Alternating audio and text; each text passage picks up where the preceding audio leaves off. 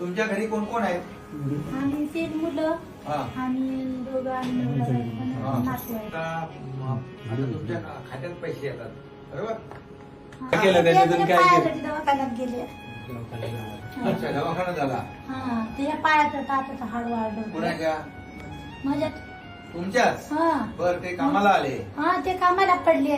मग तेवढे पैसे आलेले इकडे दवाखान्यात घातलं वर्षात नगरला. अच्छा, आता काय करणार पुढे तिथे पैसे? आता आली तर आता काय साडी घ्यायचं असं काही घर खर्चावर. आपली काय इच्छा साडीचीच आहे. पण काय नवऱ्याला काय घेणार नाही कपडे पुढे? हा. आणि आपल्या मुलाला कपडे घेणार? भाऊ बहिणीला पैसे देते म्हणजे माझ्या खुशीनं झालंय. स्वतःवानी आपण काही आपल्याला लागेल ते आपण घेऊ शकता. हा, म्हणजे आता तुमच्या हक्काचे पैसे आहेत हा ते. हक्काचे. म्हणजे तुमचे पैसे दुसरा माणूस सही करून काढू शकत नाही. नाही. तुम्हालाच अधिकार आहे. मला तो. थोडे जमा करून काही ना काय छोटा मोठा हे पण करा.